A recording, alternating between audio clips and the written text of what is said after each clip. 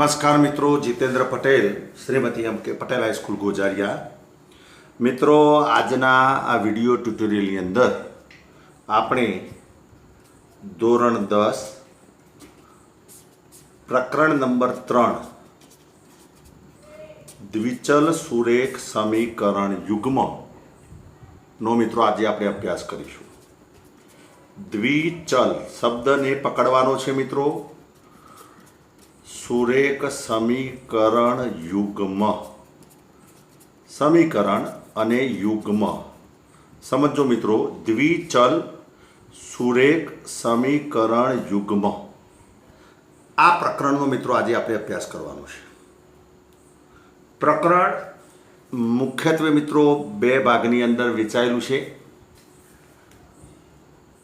शरूआतनो जे portion छे मित्रों, जे स्वाध्याय 3.1 नी जे आपणे वात करवानी छे एनी अंदर द्विचल सुरेख समीकरण युग्मनुं प्रमाणित स्वरूप नी चर्चा करीने आपणे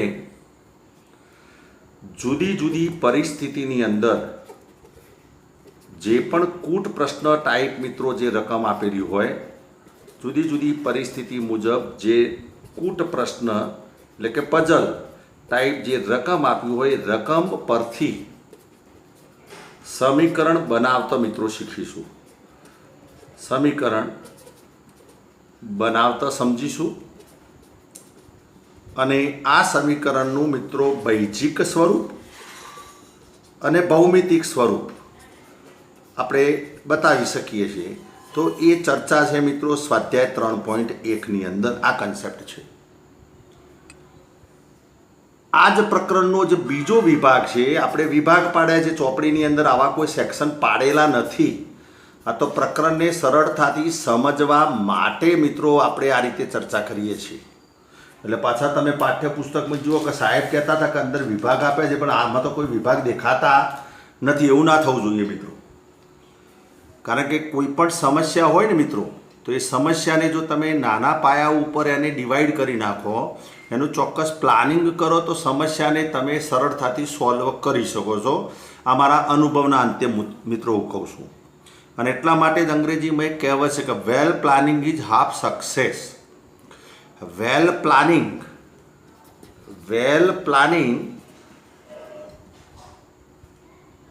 ઇઝ હાફ સક્સેસ એટલે કે જો તમે સારું આયોજન કર્યું હશે મિત્રો તો અડધી સફળતા તો તમને શરૂઆતમાં જ મળી જાય છે કાર્ય પહેલા।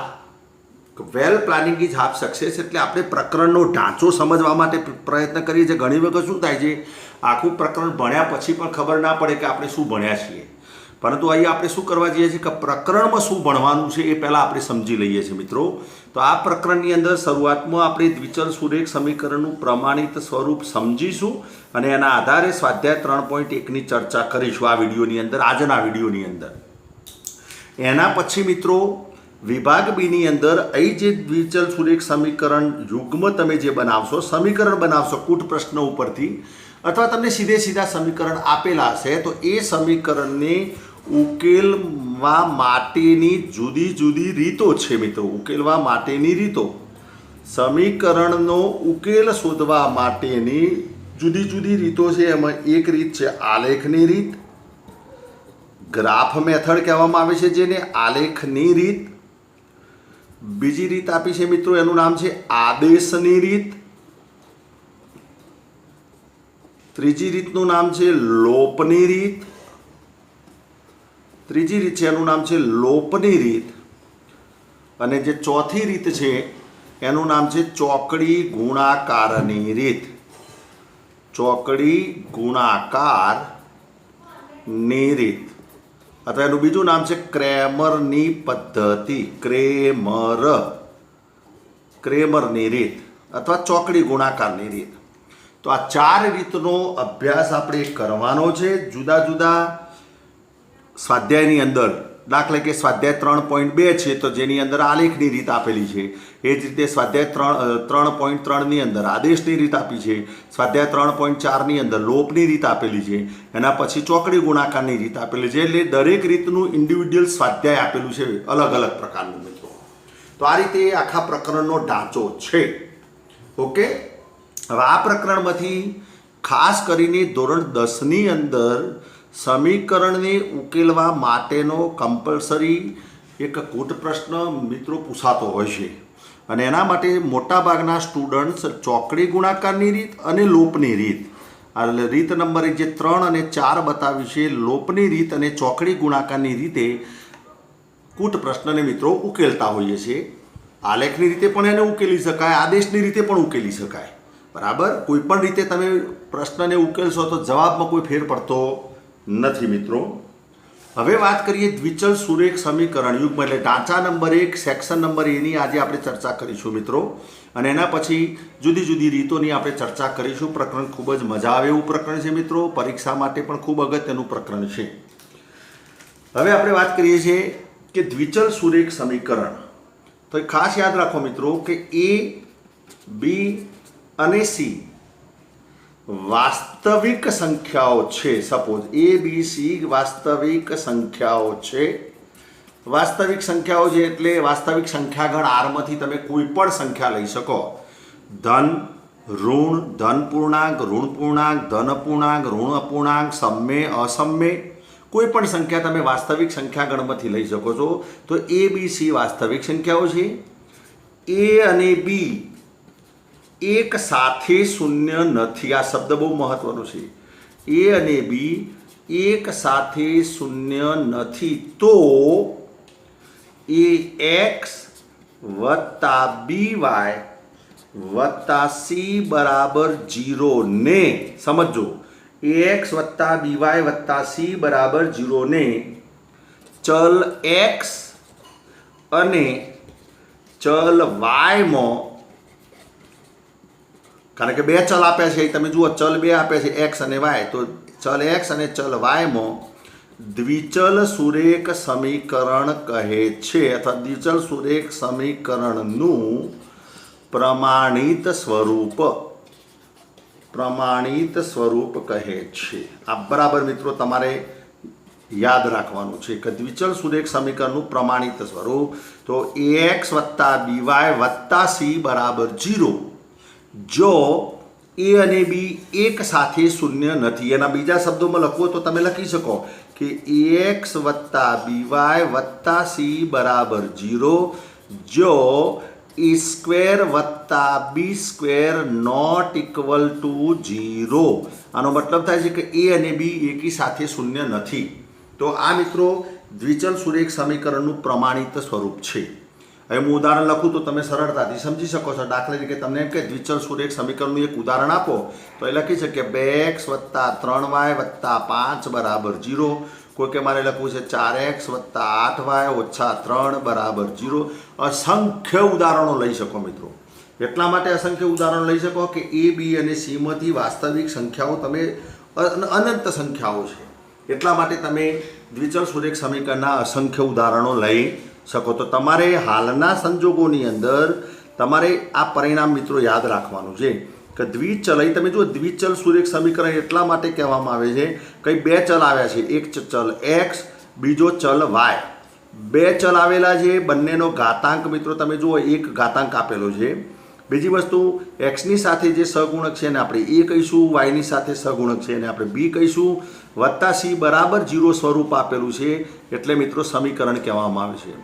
જો બરાબર 0 સ્વરૂપ ન આપ્યું હોય તો એને આપણે બહુપદી કહીએ છીએ મિત્રો, પરંતુ બરાબર 0 સ્વરૂપ આપ્યું છે એનો મતલબ આ સમીકરણ થાય છે. તો આ સેક્શન 1ની અંદર જે આપણે ચર્ચા કરવાની હતી એમાં તમારે આટલું યાદ રાખવાનું છે કે AX વત્તા BY વત્તા C બરાબર 0 એ દ્વિચલ સુરેખ સમીકરણનું પ્રમાણિત સ્વરૂપ છે. હવે મિત્રો આ કોઈપણ દ્વિચલ સુરેખ સમીકરણનો તમે જ્યારે આલેખ દોરો છો તો એ આલેખ હંમેશા કમ્પલસરી આલેખ મિત્રો રેખા આવે છે. દ્વિચલ સુરેખ સમીકરણનો જ્યારે પણ આલેખ દોરવામાં આવે તો એ આલેખ હંમેશા રેખા આવે છે. તો આ તમારે મિત્રો ખાસ યાદ રાખવાનું છે. દ્વિચલ સુરેખ સમીકરણનો આલેખ મિત્રો રેખા આવે છે. હવે આ રેખા એક સુરેખ સમીકરણ આપ્યું હોય એ રીતે તો એક રેખા આવે છે, બે સુરેખ સમીકરણ આપ્યા હોય તો મિત્રો બે રેખા આવે છે. તો બે રેખા જ્યારે પણ આપણે ચર્ચા કરીશું બે રેખાની તો એ વખતે આપણે જુદા જુદા સંજોગોની અંદર આપણે એની ચર્ચા કરીશું. કારણ કે બે રેખા આપી હોય દ્વિચલ સુરેખ સમીકરણ, બે રેખાઓ આપેલી હોય, બે રેખાઓ હોય મિત્રો, અથવા બે સમીકરણ આપેલા હોય, ધારો કે એક a1x વત્તા b1y વત્તા c1 બરાબર 0, આ એક દ્વિચલ સુરેખ સમીકરણ છે. એ જ રીતે મિત્રો a2x વત્તા b2y વત્તા c2 બરાબર 0, આ બીજું દ્વિચલ સુરેખ સમીકરણ છે. અહીં લખીએ છીએ a1² વત્તા b1² નોટ ઇક્વલ ટુ 0, અને અહીં લખીએ છીએ a2² વત્તા b2² નોટ ઇક્વલ ટુ 0. આ આપણે મિત્રો શરત લખી છે, એનું અસ્તિત્વ રહે એટલા માટે દ્વિચલ સુરેખ સમીકરણ. હવે આપણે બે રેખાઓ છે માટે જુદી જુદી પરિસ્થિતિની અંદર આપણે મિત્રો આકૃતિ દોરીશું. અને બે રેખાઓ હોય તો મિત્રો તમને ખ્યાલ છે કે બે રેખાઓ કેવી કેવી હોઈ શકે. તો દાખલા તરીકે બંને રેખાઓ મિત્રો સમાંતર હોઈ શકે. તો એક પરિસ્થિતિ આવી આવશે મિત્રો, એટલે આવો પણ ગ્રાફ હશે. બીજી પરિસ્થિતિ એવી પણ હોઈ શકે કે બંને રેખાઓ એક બિંદુમાં છેદતી હોય મિત્રો. તો આ રીતે બંને રેખાઓ એક બિંદુમાં છેદતી હોય એટલે બંનેનો છેદગણ મિત્રો એક બિંદુ હોય. અનન્ય ઉકેલ એટલે એક અને માત્ર એક ઉકેલ હોય. અહીં બંને રેખાઓ એકબીજીને છેદતી નથી, એનો મતલબ એનો ઉકેલ ગણ જ્યારે લઈશું મિત્રો એટલે ખાલી ગણ આવશે, અથવા એને આપણે ફાઈ કહીશું અથવા છગડીયો કૌંસ કહીશું આપણે ઉકેલ ગણ. આ સંજોગોની અંદર આ એક સુરેખ સમીકરણ જે મિત્રો એની રેખા એલ કહીએ, આને રેખા એમ કહીએ, તો આ બંનેનો જ્યારે છેદગણ લેવામાં આવે છે એલ છેદ એમ, ત્યારે બંનેનું એક સામાન્ય ઉકેલ મળે છે, એક જ ઉકેલ મળે છે. તો જે પણ ઉકેલ મળે મિત્રો, એ સપોઝ ધારો કે ઉકેલ પી છે તો આપણે લખીશું પી. જે પણ ઉકેલ હોય બિંદુ પી છે તો એ મળે છે. અને આ સિવાય એવું મળે મિત્રો કે આ એક સુરેખ સમીકરણ છે, આ જ રીતે બીજું સુરેખ સમીકરણ પણ મિત્રો ત્યાં જ હોય. એટલે આવી જ્યારે પરિસ્થિતિ થાય ત્યારે મિત્રો એને સંપાતી રેખાઓ કહેવામાં આવે છે, અને સંપાતી રેખાઓ કહેવામાં આવે છે. તો આ ત્રણ કન્સેપ્ટ આપણે બીજા સેક્શનની અંદર મિત્રો સમજીશું. હાલ આપણે ફક્ત દ્વિચલ સુરેખ સમીકરણનું પ્રમાણિત સ્વરૂપના આધારે રકમની અંદર જુદી જુદી પરિસ્થિતિ સ્વાધ્યાય 3.1 ની અંદર જે પણ કૂટ પ્રશ્ન ટાઈપ મિત્રો તમને ઉકેલ આપ્યા હોય તો એના આધારે તમારે સમીકરણ બનાવવાના છે અને એને આપણે ઉકેલવાના છે, જે બીજા સેક્શનની અંદર આપણે ચર્ચા કરીશું. અહીં તમે જુઓ સ્વાધ્યાય 3.1, આફતાબ નામ છે, તેની દીકરીને કહે છે. આફતાબ તેની દીકરીને કહે છે. હાલ આપણે શું કરવા જઈ રહ્યા છીએ? આ પ્રમાણે મિત્રો તમને કૂટ પ્રશ્ન આપ્યો છે. કૂટ પ્રશ્નનો ઉપયોગ કરીને આપણે ધારણા કરીને દ્વિચલ સુરેખ સમીકરણ બનાવીએ છીએ. એનું બૈજિક સ્વરૂપ સમીકરણ યુગમાં મિત્રો રચીએ છીએ. આ રચવાનું છે. એના ઉકેલ માટેનું સેક્શન 2 છે. આપણે અલગ પ્રકારના સ્વાધ્યાય જોઈશું, બધા આદેશની રીત, આલેખની રીત, ચોકડી ગુણાકારની રીત અને લોપની રીત. હાલ પૂરતું આપણે મિત્રો રકમ ઉપરથી સમીકરણ બનાવી છે. તો આફતાબ તેની દીકરીને કહે છે. શું કહે છે? તો 7 વર્ષ પહેલાં મારી ઉંમર તે વખતની તારી ઉંમર કરતો 7 ગણી હતી. હવે પછીના 3 વર્ષ પછી કે મારી ઉંમર તારી તે વખતની ઉંમર કરતો 3 ગણી હશે. તો આ પરિસ્થિતિને આધારે સમીકરણ યુગ્મ રચો. તમને આ રીતે કહે છે. ચોપડીની અંદર એ રીતે કહ્યું છે કે આ પરિસ્થિતિને ભૌમિતિક રીતે તથા બૈજિક સ્વરૂપે દર્શાવો. તો કહેવાનો મતલબ આપણે પહેલાં તો એનું સમીકરણ યુગ્મ મિત્રો રચવાનું છે, અને એના આધારે પછી તમે ભૌમિતિક રીતે એને પણ બતાવી શકો છો અને બૈજિક સ્વરૂપે પણ મિત્રો તમે એને દર્શાવી શકો છો. તો ચલો, અહીં વાત છે ઉંમરની. આફતાબ અને તેની દીકરીની ઉંમરની વાત છે. તો આપણે સૌપ્રથમ મિત્રો ધારણા કરીશું કે ધારો કે આફતાબની હાલની ઉંમર x વર્ષ તથા તેની દીકરીની હાલની ઉંમર y વર્ષ છે. મિત્રો હવે તમને શું કહ્યું છે? રકમ વાંચતા તો મિત્રો ઉંમર આપણે ધારી લીધી, ઉંમરનો એકમ વર્ષ લઈએ છીએ, તો x વર્ષ અને y વર્ષ બંનેની ધારી લીધી. દ્વિચલ સુરેખ સમીકરણ આપણે ભણીએ છીએ, માત્ર બે ચલ લેવાના છે, બંનેની ધારણા અલગ અલગ કરવાની છે મિત્રો. એકને એક્સ કહ્યું, બીજાને વાય. હવે કહે છે 7 વર્ષ પહેલાં, અહીં શબ્દ બરાબર પકડો મિત્રો, 7 વર્ષ પહેલાં. તો અહીં તમારે મુદ્દો પાડવાનો છે કે 7 વર્ષ પહેલાં. હવે તમે મને કહો કે 7 વર્ષ પહેલાં આફતાબની ઉંમર કેટલી હોઈ શકે મિત્રો? હાલની ઉંમર જો x વર્ષ હોય તો 7 વર્ષ પહેલાં આફતાબની ઉંમર કેટલા વર્ષ હશે? માની લો કે તમારી હાલની ઉંમર 14 વર્ષ છે. હવે તમને એમ કહેવામાં આવે કે 7 વર્ષ પહેલાં તમારી ઉંમર કેટલી હતી? તો તમે તરત કહેશો કે સાહેબ 7 વર્ષ હતી, કારણ કે 14માંથી 7 બાદ કરો છો. માની લો કે તમારી હાલની ઉંમર 14 વર્ષ છે, તમને એવું કહેવામાં આવે કે 2 વર્ષ પહેલાં તમારી ઉંમર કેટલી હતી?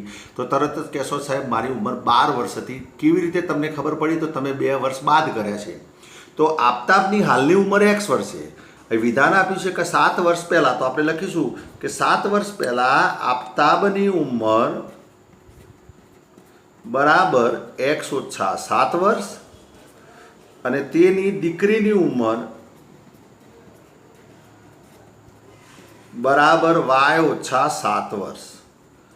કારણ કે 7 વર્ષ પહેલાં બંનેની ઉંમરમાં ઘટાડો થશે. તમે ધારણા કરી છે દીકરી માટે y, એટલે એની ઉંમર થશે y ઓછા 7 વર્ષ.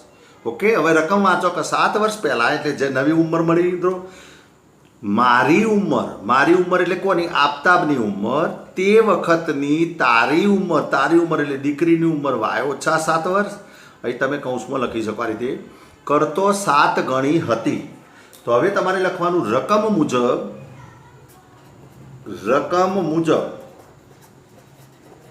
ચલો, શું કહે છે? આફતાબની ઉંમર એટલે x ઓછા 7 અને આ બાજુ દીકરીની ઉંમર એટલે y ઓછા 7. તો હવે શું કહે છે કે મારી ઉંમર એટલે આફતાબની ઉંમર તે વખતની તારી ઉંમર કરતો 7 ગણી હતી, એટલે દીકરીની ઉંમરના 7 ગણા કરવામાં આવે ત્યારે પિતાની ઉંમર બને છે. તો આ રીતે મિત્રો સમીકરણ બનશે. હવે આ સમીકરણને આપણે ઉકેલીશું તો અહીં લખીશું x ઓછા 7 બરાબર 7y ઓછા ગુણાકાર કરીશું 7 49. સમીકરણ x વત્તા by વત્તા c સ્વરૂપ લાવવા માટે જમણી બાજુથી બંને પદોને ડાબી બાજુ લઈ જઈએ છીએ, એટલે આપણે લખીશું x એ વત્તા 7y આપે છે, ડાબી બાજુ આવશે એટલે ઓછા 7y. ડાબી બાજુ ઓછા 7 હતા અને ઓછા 49 ને મિત્રો ડાબી બાજુ લાવીએ છીએ, એટલે થશે વત્તા 49 બરાબર વચ્ચે મિત્રો 0. છેલ્લે સાદુરૂપ આપીશું તો x ઓછા 7y. હવે જો 49 અને 7 અસમાને બાદ બાકી મોટાનું નિશાન. 49ના આગળ ચિહ્ન પ્લસ છે, 7ના આગળ ઋણ છે. અસમાને બાદ બાકી મોટાનું નિશાન, તો 49માંથી 7 બાદ કરીશું એટલે 42 આવશે. તો વત્તા 42 બરાબર 0. આ પરિણામ નંબર મિત્રો આપણું 1, એટલે કે પહેલી શરતના આધારે મિત્રો આપણે પરિણામ મેળવી શક્યા. હવે આ જ વસ્તુ બીજી શરત લેવાની છે, તો એ જ રીતે તમે પેજની અંદર નીચે પણ લખી શકો છો, બાજુમાં જગ્યા હોય ત્યાં પણ આ રીતે મિત્રો ભાગ પાડી શકો છો. હવે વાંચો કે 7 વર્ષ પછી, 7 ગણી હતી. હવે શું કહે છે કે હવે પછીના 3 વર્ષ પછી, એટલે હવે જે પણ વાત આપી છે મિત્રો ભવિષ્યની વાત આપી છે, એટલે 3 વર્ષ પછી. એટલે ફરી મિત્રો આ રીતે તમારે મુદ્દો પાડવાનો છે. અહીં જેમ 7 વર્ષ પહેલાંની વાત કરી હતી, તો એ જ રીતે 3 વર્ષ પછીની વાત છે. તો ચલો, આફતાબની હાલની ઉંમર x વર્ષ હતી, તો 3 વર્ષ પછી કેટલી ઉંમર થશે? તો ત્યાં આપણે લખવાનું કે આફતાબની ઉંમર, હાલની ઉંમર જો x વર્ષ હોય તો 3 વર્ષ પછી, એટલે સરવાળો કરીશું તો x વત્તા 3 વર્ષ. અને એ જ રીતે દીકરીની ઉંમર હાલની જો y હોય મિત્રો, તો 3 વર્ષ પછી એની ઉંમર થશે y વત્તા 3 વર્ષ. ઓકે, તો આ રીતે તમે મિત્રો ધારણા કરી શકો છો. ફરી પાછું લખવાનું રકમ મુજબ. રકમ લખવાની જરૂર નથી, રકમ મુજબ. હવે તમે રકમ વાંચો, શું કહે છે કે 3 વર્ષ પછી મારી ઉંમર એટલે કોણ બોલે છે? આફતાબ બોલે છે ને તેની દીકરીને કહે છે. એટલે 3 વર્ષ પછી આફતાબની ઉંમર એટલે મારી ઉંમર, એટલે કે x વત્તા જે 3 વર્ષ હતી, દીકરીની ઉંમર y વત્તા 3 વર્ષ હતી, તો તે વખતની ઉંમર કરતો 3 ગણી હશે. તો દીકરીની ઉંમરને જ્યારે 3 વડે ગુણવામાં આવે ત્યારે પિતાની ઉંમર બને છે. તો આ રીતે મિત્રો સમીકરણ બનશે. ફરી આ સમીકરણને ઉકેલીશું હોય તે લખીશું x + 3 = 3y વત્તા ગુણાકાર કરીશું 3 × 3 એટલે 3 તરી 9. બધા જ પદોને ડાબી બાજુ લાવીશું તો x + 3 - 3y - 9 બરાબર 0. 0 એટલા માટે લાવ્યા કે ax + by + c સ્વરૂપ છે આપણું પ્રમાણિત સ્વરૂપ. હવે આપણો ઢાંચો જે હતો કે પહેલાં x વાળું પદ, તો ચલો x વાળું પદ લખ્યું, પછી y વાળું પદ એટલે આપણે લખીએ છીએ -3y. હવે તમે જુઓ અહીં આપ્યા છે +9 અને +3 અને -9 એટલે અસમાને બાદબાકી મોટાનું નિશાન, તો 3 - 9 એટલે -6 બરાબર 0. આ આપણું મિત્રો પરિણામ નંબર 2 આવ્યું છે મિત્રો. તો આ રીતે સ્વાધ્યાય 3.1માં એક્ઝામ્પલ આપેલું છે મિત્રો. તો રકમને વાંચીને આપણે 2 સમીકરણ બનાવ્યા છીએ, આ બૈજિક સ્વરૂપ લાવ્યા છીએ. હવે આ સમીકરણને ઉકેલવા માટે મિત્રો તમે ભૌમિતિક સ્વરૂપે પણ સમીકરણને બતાવી શકો છો અને એનો આલેખની રીતે પણ તમે ઉપયોગ કરી અને દોરી શકો છો. એટલે હાલ આપણે આ સ્વાધ્યાયમાં પાછળ આપેલું છે કે એનું ભૌમિતિક સ્વરૂપ પણ દર્શાવો અને એનું બૈજિક સ્વરૂપ દર્શાવો. એટલે આપણે ભૌમિતિક સ્વરૂપ હાલ બતાવતા નથી મિત્રો. એટલા માટે બતાવતા નથી કે આપણે આખી આલેખની રીત સમજવાની છે. તો જ્યારે પણ તમે આલેખની રીત સમજશો એ વખતે તરત જ મિત્રો તમે આ સમીકરણને કેવી રીતે આલેખમાં દર્શાવી શકાય એ તમે આપણે ત્યાં શીખવાના છીએ મિત્રો. એટલા માટે કૂટ પ્રશ્ન ઉપરથી આ સ્વાધ્યાયની અંદર આપણે ફક્ત સમીકરણ બનાવતા જ હાલ શીખીશું મિત્રો. આલેખના દાખલા આવે એ વખતે મિત્રો આપણે સાથે આનો આલેખ દોરી દઈશું મિત્રો. બીજો દાખલો લઈએ. બીજો એક્ઝામ્પલ તમે સ્ક્રીન ઉપર મિત્રો જોઈ શકતા હશો. એક લખ્યું છે કે ક્રિકેટ ટીમના પ્રશિક્ષક એટલે ક્રિકેટ ટીમના કોચે ₹3900 એટલે કે 3900 3 બેટ અને 6 દડા ખરીદે છે.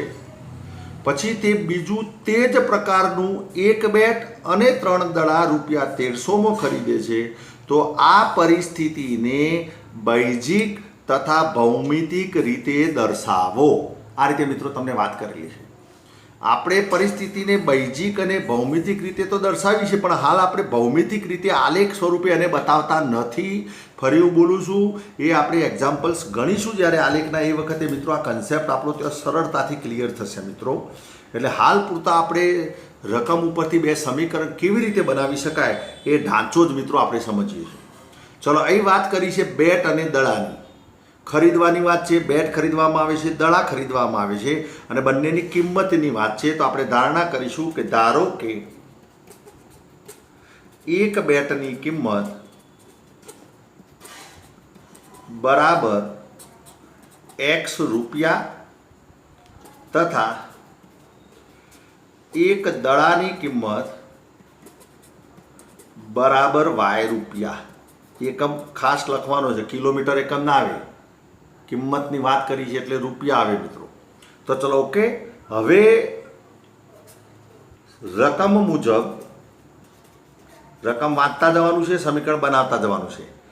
₹3900 3 બેટ અને 6 દડા ખરીદે છે. તો રકમ મુજબ ₹3900 3 બેટ અને 6 દડા ખરીદવામાં આવે છે. તો માટે ચલો હવે એક બેટની કિંમત x રૂપિયા હોય મિત્રો.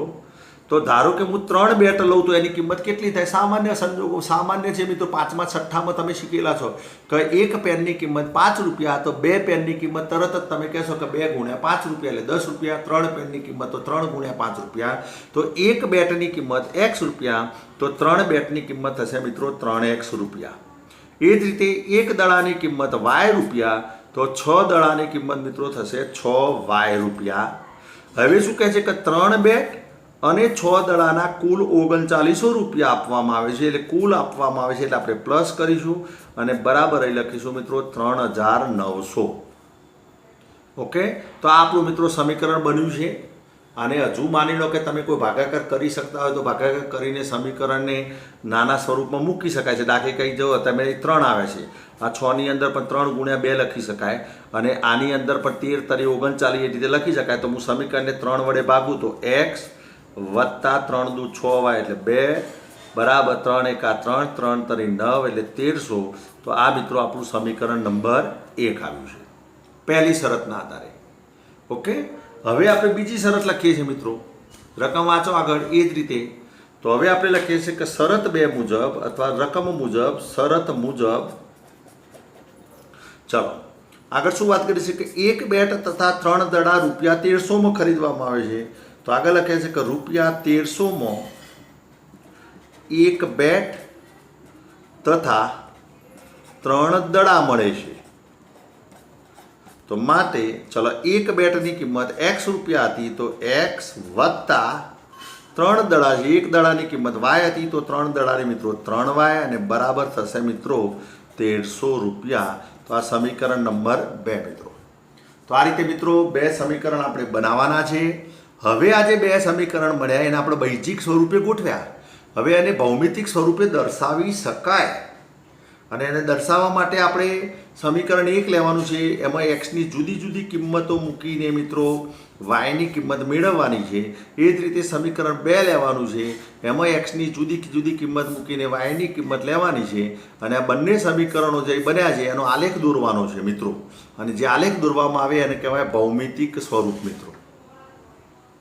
બરાબર, પરંતુ એ આપણે આલેખની જ્યારે ચર્ચા કરીશું એટલે આપણે ચર્ચા કરીશું. એ એક્સની જુદી જુદી કિંમત લઈને વાયની કિંમત શોધી શકાય. મિત્રો આપણે બહુપદી જે પ્રકરણ ભણ્યા હતા એની અંદર આ પ્રમાણે મિત્રો થોડો કન્સેપ્ટ આપણે ક્લિયર કર્યો હતો એ વખતે. એક્સની જુદી જુદી, કારણ કે એમાં પણ આપણે આલેખ લીધેલા. તો એક્સની જુદી જુદી કિંમત લઈને વાયની કિંમત મિત્રો શોધતા શીખ્યા હતા. હાલ મિત્રો આપણે ફક્ત સમીકરણ બનાવતા શીખીએ છીએ. ચલો ત્રીજા નંબરનો દાખલો જુઓ મિત્રો. એક્ઝામ્પલ નંબર 3 સ્વાધ્યાયનો અંદર 3.1ની અંદર આ પણ એક પરિસ્થિતિ આપેલી છે. આ પરિસ્થિતિના આધારે આપણે મિત્રો આલેખ સમીકરણ બનાવીએ છીએ. હવે શું કહે છે કે એક દિવસે 2 કિલોગ્રામ સફરજન અને 1 કિલોગ્રામ દ્રાક્ષની કિંમત રૂપિયા 160 હતી. એ કિંમતની વાત કરી છે. સફરજન આપેલું છે અને દ્રાક્ષ આપેલું છે. 1 મહિના પછી 4 કિલોગ્રામ સફરજન અને 2 કિલોગ્રામ દ્રાક્ષની કિંમત રૂપિયા 300 હતી. તો આ પરિસ્થિતિને બૈજિક રીતે અને ભૌમિતિક રીતે દર્શાવો. હાલ ફક્ત આપણે સમીકરણ બનાવીશું. હાલ આપણે ફક્ત શું બનાવીએ છીએ મિત્રો? સમીકરણ બનાવતા શીખીએ છીએ મિત્રો. તો ચલો આપણે ધારણા કરીશું. એ વાત કરી છે સફરજન અને દ્રાક્ષની કિંમતની. તો આપણે લખીશું કે ધારો કે 1 કિલોગ્રામ કેજી સફરજનની કિંમત બરાબર x રૂપિયા તથા 1 કિલોગ્રામ દ્રાક્ષની કિંમત બરાબર y રૂપિયા. ઓકે, હવે આપણે લખીશું રકમ મુજબ, એટલે રકમ વાંચતા જવાનું છે. હવે શું કહે છે કે 2 કિલોગ્રામ સફરજન અને 1 કિલોગ્રામ દ્રાક્ષની કુલ કિંમત રૂપિયા 160. તો આપણે લખીએ છીએ કે 2 કેજી સફરજન તથા 1 કિલોગ્રામ દ્રાક્ષની કુલ કિંમત રૂપિયા 160 છે. તો માટે ચલો સમીકરણ બનાવીએ છીએ. હવે 1 કિલોગ્રામ સફરજનની કિંમત x રૂપિયા છે. તો 2 કિલોગ્રામ સફરજનની કિંમત તરત જ તમે કહેશો કે સાહેબ 2x રૂપિયા થાય. ચલો કુલ કિંમત કીધી છે એટલે આપણે સરવાળો કરીએ છીએ. 1 કિલોગ્રામ દ્રાક્ષની કિંમત આપી છે y અને 1 કિલોગ્રામ જ દ્રાક્ષ લીધેલી છે એટલે વત્તા y અને બરાબર થશે મિત્રો 160. આ આપણું પરિણામ નંબર 1 થયું. હવે આ જ રીતે પરિણામ નંબર 2 મિત્રો આપણે મેળવીએ છીએ. રકમ આપી છે, શરત અલગ આપી છે. તો આપણે લખીશું વળી રકમ મુજબ એ જ કન્સેપ્ટથી આગળ જવાનું. 1 મહિના પછી ફરી પાછું તમે પરચેસ કરવા ગયા, ખરીદી કરવા ગયા અને તમે શું લીધું? તો 4 કિલોગ્રામ સફરજન અને 2 કિલોગ્રામ દ્રાક્ષ લીધી. તો આપણે લખીએ છીએ રકમ મુજબ 4 કિલોગ્રામ સફરજન અને 2 કિલોગ્રામ દ્રાક્ષ ની કુલ કિંમત કેટલા રૂપિયા આપ્યા છે મિત્રો? રૂપિયા 300 છે. તો માટે આ જ રીતે 1 કિલોગ્રામ સફરજનની કિંમત x રૂપિયા હતી તો 4 કિલોગ્રામ સફરજનની કિંમત થશે મિત્રો 4x રૂપિયા, વત્તા 1 કિલોગ્રામ દ્રાક્ષની કિંમત y રૂપિયા હતી તો 2 કિલોગ્રામ દ્રાક્ષની કિંમત થશે 2y અને બરાબર કુલ રૂપિયા મિત્રો 300. આ તમારું સમીકરણ જ છે, પરંતુ ધારો કે એમાંથી સામાન્ય નીકળતા હોય, તમે જુઓ મિત્રો 4 તો 4ની અંદર 2 ગુણ્યા 2 લખી શકાય, 2 એકા 2 લખી શકાય અને 300 ને 150 ગુણ્યા 2 લખી શકાય. આનો મતલબ એ થયો કે આ સમીકરણને હજુ આપણે 2 વડે ભાગી શકીએ છીએ. તો આપણે 2 વડે ભાગીશું તો થશે 2 દુ 4 એટલે 2x વત્તા 2 એકા 2 એટલે વત્તા y બરાબર 300 ને જ્યારે તમે 2 વડે ભાગશો આ રીતે 300 ભાગ્યા 2 કરશો મિત્રો તો 2 એકા 2, 3 માંથી 2 જાય તો 1, 0, 2 પંચા 10, 0 અને 0 એટલે 0 તો 150. આ મિત્રો તમારું સમીકરણ નંબર બનશે 2. ઓકે, સમીકરણ નંબર 2. તો ચલો આ રીતે મિત્રો તમે બંને સમીકરણ બનાવ્યા. હવે આ સમીકરણને આપણે એક્સની જુદી જુદી કિંમતો લઈને વાયની જુદી જુદી કિંમતો મેળવીશું અને આલેખ પત્ર ઉપર મિત્રો એને ભૌમિતિક સ્વરૂપે, કારણ કે બંને દ્વિચલ સુરેખ સમીકરણ છે એટલે એનો આલેખ મિત્રો રેખા આવશે. તો આ જે દ્વિચલ સુરેખ સમીકરણને આપણે બતાવવાની છે એ કન્સેપ્ટ મિત્રો આગળના સેક્શનમાં જોઈશું મિત્રો. હાલ આપણે ફક્ત સમીકરણ બનાવતો શીખીએ છીએ કૂટ પ્રશ્નને આધારે. હજુ મિત્રો ચોથા નંબરનો એક એક્ઝામ્પલ જુઓ. સ્વાધ્યાયની અંદર ફક્ત 3 જ આપેલા હતા, 1, 2 અને 3. તો આ 3 દાખલા મિત્રો આ રીતે પૂરા થાય છે. ફક્ત મેં સમીકરણ બનાવતો જ શીખવાડ્યું છે, એને ભૌમિતિક સ્વરૂપે આપણે હાલ બતાવ્યું નથી. બરાબર, એટલે એવું ન થવું જોઈએ કે સાહેબ તમે શીખવાડ્યું એમાં તો કોઈ આલેખ આવ્યો જ નહીં. પણ આલેખ આપણે હાલ લીધો નથી મિત્રો, કારણ કે આલેખ પત્ર ઉપર આપણે આલેખ બતાવીશું. એટલે જ્યારે આલેખની રીત આપણે ચાલુ કરીશું એ વખતે આ 3 દાખલા મિત્રો આપણે આલેખ ઉપર બતાવી દઈશું. પ્રેક્ટિસ માટે મહત્વનું છે સમીકરણ બનાવતા આવડતું હોવું જોઈએ મિત્રો, કારણ કે કૂટ પ્રશ્ન જ્યારે પૂછાશે ને એટલે સૌપ્રથમ તમારે સમીકરણ બનાવવાના છે અને ત્યારબાદ તમે જુદી જુદી મેથડથી એને ઉકેલવાના છો. અહીં બેસ્ટ દાખલો છે જે વારંવાર પરીક્ષામાં પૂછાય છે. અહીં આપ્યું છે કે 2 સંખ્યાનો તફાવત 26 છે. સમજો, 2 સંખ્યાનો તફાવત 26 છે. તફાવતને આપણે બાદબાકી કહીએ છીએ. એક સંખ્યા બીજી સંખ્યાથી 3 ગણી છે. હવે શબ્દ સાંભળો, એક સંખ્યા અને બીજી સંખ્યા, આ 2 સંખ્યાની વાત કરેલી છે મિત્રો. એટલે આપણે સૌપ્રથમ તો 2 સંખ્યા ધારીશું. તો તે 2 સંખ્યા શોધો. પ્રશ્ન આ રીતે છે, પરંતુ અહીં શું લખ્યું છે કે ફક્ત સમીકરણ રચવા. તો આપણે લખીશું કે ધારો કે એક સંખ્યા x તથા બીજી સંખ્યા y છે. ચાલો આપણે મિત્રો 2 સંખ્યા ધારી છે. હવે શું કહે છે કે 2 સંખ્યાનો તફાવત 26 છે. આપણે તથા કહી શકીએ કે તથા x ગ્રેટર ધેન y, એટલે x એ મોટી છે y થી. આપણે નાની મોટી પણ કહી દીધી, આપ તો જરૂર નથી, પરંતુ આપણે બાદ બાકી લઈએ છીએ એટલે સામાન્ય રીતે ભૂલ ન પડાય એટલા માટે આપણે લીધું કે એક સંખ્યા x, બીજી સંખ્યા y છે અને x એ y થી મોટી છે એવું આપણે કહ્યું છે. આ જરૂરી નથી કહેવું, પણ આપણે કહ્યું. હવે શું કહે છે કે 2 સંખ્યાનો તફાવત 26 છે. તો આપણે લખીએ છીએ રકમ મુજબ 2 સંખ્યાનો તફાવત, અથવા એવું પણ કહી શકે બાદબાકી 26 છે. તો માટે ચલો પહેલી સંખ્યા લીધી x, બીજી સંખ્યા લીધી y, તફાવત કીધું એટલે બાદબાકી અને બરાબર 26 છે એટલે લખી દીધું ઇઝ ઇક્વલ ટુ 26. આ આપણું મિત્રો પરિણામ નંબર 1 અથવા A. વળી રકમ મુજબ એટલે બીજી શરત વાંચો મિત્રો, એક સંખ્યા બીજી સંખ્યાથી 3 ગણી છે. એક સંખ્યા બીજી સંખ્યાથી 3 ગણી છે એટલે આપણે મોટી સંખ્યા ધારી છે એ. રકમ મુજબ એક સંખ્યા બીજી સંખ્યાથી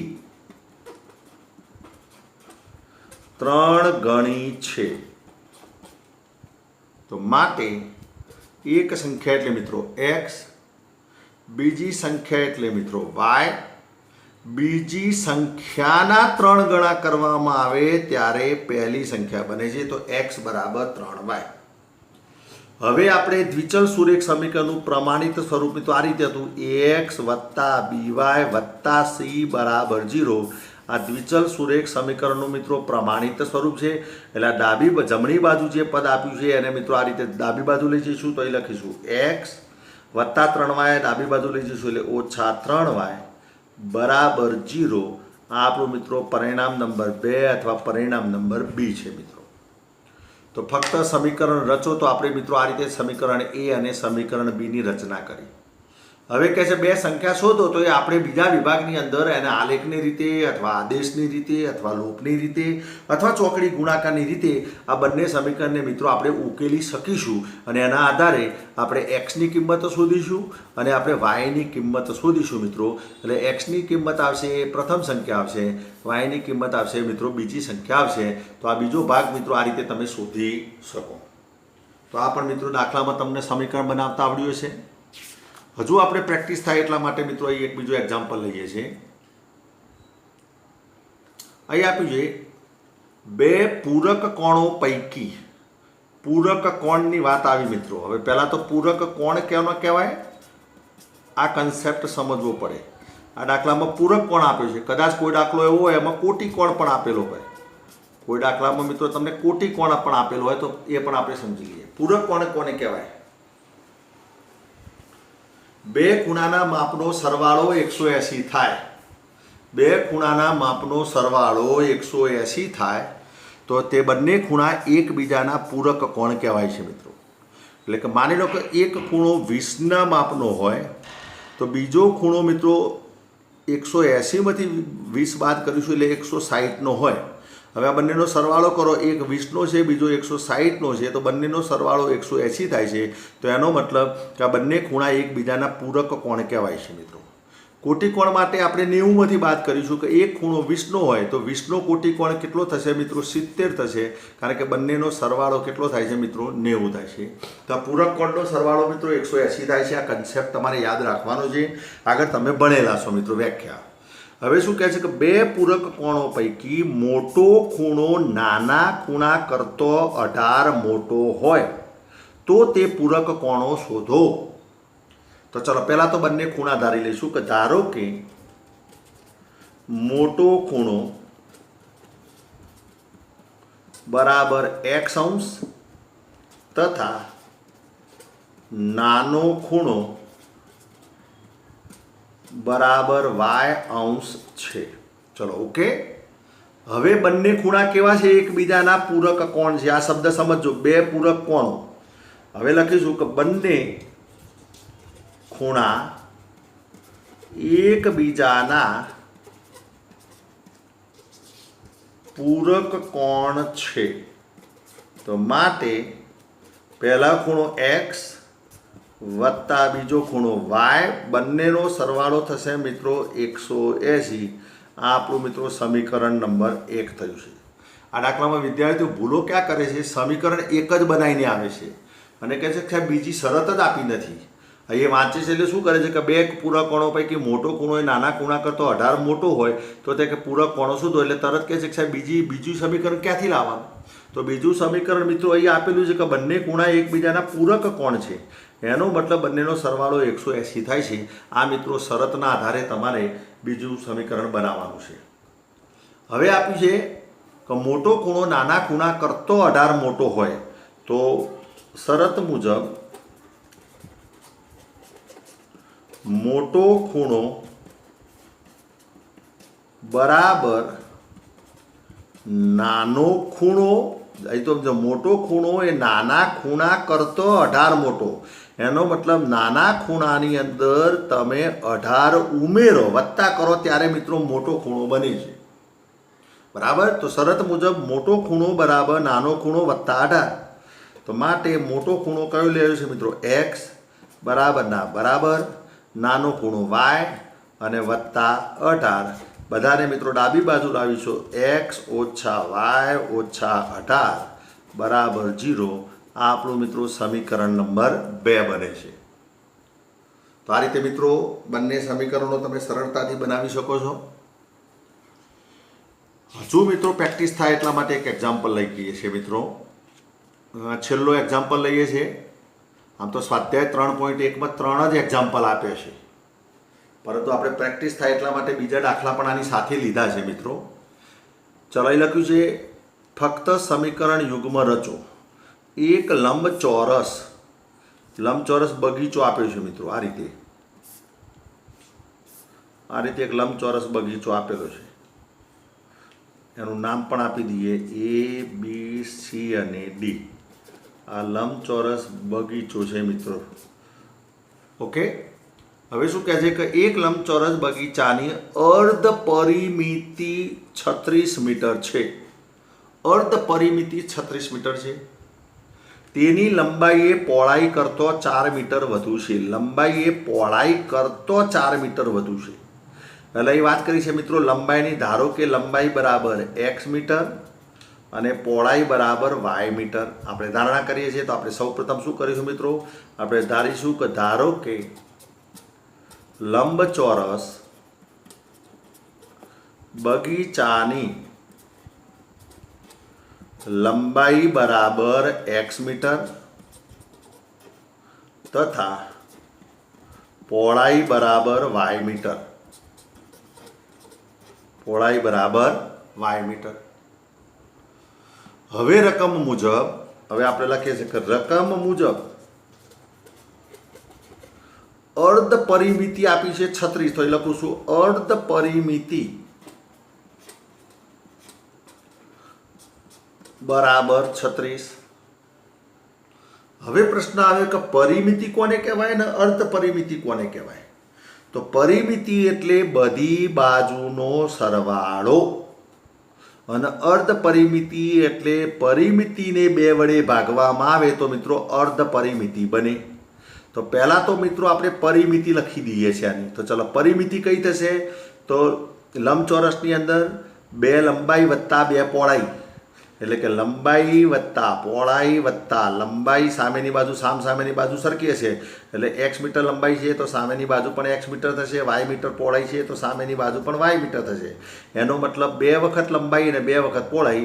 તો આપણે લખીશું પરિમિતિ એટલે 2x વત્તા y. આ દાખલાની અંદર 2 વખત લંબાઈ અને 2 વખત પહોળાઈ એટલે 2x વત્તા 2y. હવે એને શું કહે છે? અર્ધ પરિમિતિ. તો આને આપણે શું કરીએ છીએ? 2 વડે ભાગીશું મિત્રો. ઉપર જે મેં લખ્યા 2 કૌંસમાં x વત્તા y એ પરિમિતિ થઈ મિત્રો. એને 2 વડે ભાગીશું એટલે અર્ધ પરિમિતિ અને અહીં આપ્યા છે મિત્રો બરાબર 36. હવે 2નો લોપ કરીશું તો આપણું સમીકરણ બનશે x વત્તા y બરાબર 36. પરિણામ નંબર 1. પરિણામ નંબર 1. ઓકે, અહીં તમે જુઓ લંબાઈ x, તો આપણે લંબાઈ ચાલો પરિમિતિ એટલે બધી બાજુનો સરવાળો x વત્તા y વત્તા x વત્તા y. તો ચલો x અને x એટલે 2x વત્તા 2y. તો ચલો પરિમિતિ કેટલી થઈ મિત્રો? ઉપર 2x વત્તા 2y. એમાંથી 2 સામાન્ય કાઢ્યા. હવે તમને કહે છે અર્ધ પરિમિતિ એટલે 2 વડે ભાગીએ છે એટલે x વત્તા y બરાબર 36 થશે. આ મિત્રો પ્રથમ શરતના આધારે. હવે શું કહે છે? શરત નંબર 2 મુજબ અથવા શરત 2 મુજબ અથવા અન્ય શરત મુજબ અથવા રકમ મુજબ તેની લંબાઈ એટલે લંબાઈ ચલો x, તેની પહોળાઈ કરતો એટલે ચલો પહોળાઈ y 4 મીટર વધુ છે. તો લંબાઈનું માપ એ પહોળાઈના માપમાં 4 ઉમેરવામાં આવે એટલું થાય છે મિત્રો. આ શરત 2 મુજબ લંબાઈ એ લખું છું, શરત આપી છે આ રીતે કે લંબાઈ એ પહોળાઈ કરતો 4 મીટર વધુ છે. તો આ કન્સેપ્ટના આધારે મિત્રો આ રકમ શરત બને છે કે x બરાબર y વત્તા 4. બધાને મિત્રો ડાબી બાજુ લઈ જવું તો x ઓછા y ઓછા 4 બરાબર 0. આ મિત્રો તમારું પરિણામ નંબર 2. x ઓછા y ઓછા 4 બરાબર 0 દ્વિચલ સુરેખ સમીકરણના પ્રમાણિત સ્વરૂપમાં આપણે લાવીએ છીએ મિત્રો. તો આ રીતે મિત્રો તમે સમીકરણ બનાવી શકો. અહીં પણ x વત્તા y બરાબર 36 આવી, અને પણ ડાબી બાજુ લઈ જઈએ, આને પણ ડાબી બાજુ લઈ જઈએ તો એ લખાય x વત્તા y ઓછા 36 બરાબર 0. આ તમારું પરિણામ નંબર મિત્રો 1. અને હવે આ પરિણામ 1 અને પરિણામ 2 ને આપણે જુદી જુદી રીતે મિત્રો ઉકેલી શકીએ છીએ. તો આ રીતે મિત્રો હું માનું છું ત્યાં સુધી આજે જે પણ ચર્ચા કરી સ્વાધ્યાય 3.1ના એક્ઝામ્પલ્સ. એ પહેલાં મિત્રો દ્વિચલ સુરેખ સમીકરણનું પ્રમાણિત સ્વરૂપની ચર્ચા કરી અને જુદી જુદી પરિસ્થિતિ જે આપી હોય એના આધારે દ્વિચલ સુરેખ સમીકરણ કેવી રીતે બનાવી શકાય એ આપણે ધારણા કરીને બનાવવાના છે. હવે મિત્રો આપણે જુદી જુદી 4 જે પદ્ધતિ છે, આલેખની રીત, આદેશની રીત, લોપની રીત અને ચોકડી ગુણાકારની રીત, એમાં આપણે હાલ આલેખની રીત ચલાવતા નથી મિત્રો. આલેખની રીત આ પ્રકરણના છેલ્લે આપણે ચલાવીશું. એટલા માટે ત્યાં સુધી તમારે ગ્રાફ પોથી લાવી દેવાની છે બજારમાંથી. એટલે ગ્રાફ પોથી બજારમાંથી ખરીદવા માટેનો સમય મળી રહે એટલા માટે તમારે મિત્રો આપણે લગભગ એકાદ અઠવાડિયા સુધી આપણે આ જુદી જુદી રીતો ચાલશે મિત્રો. એટલે સૌપ્રથમ આપણે આદેશની રીત જોઈશું, ત્યાર પછી લોપની રીત જોઈશું, એના પછી ચોકડી ગુણાકારની રીત જોઈશું. એટલે આ 3 રીતનો અભ્યાસ પૂરો થાય ત્યાં સુધી મિત્રો તમારે બજારમાંથી ગ્રાફ પોથી લાવી દેવાની છે મિત્રો. અને ગ્રાફ પોથી ના હોય તો છૂટા ગ્રાફ લાવવાના છે. અને એના પછી મિત્રો આપણે છેલ્લે આલેખની રીતના આધારે મિત્રો સમીકરણનો ઉકેલ શોધતા મિત્રો શીખીશું. એટલે આલેખની રીત આપણે છેલ્લે રાખીએ છીએ. તો આજનો આ વિડીયો મિત્રો આપણે પૂરો કરીએ છીએ. આભાર. જય હિન્દ, જય ભારત.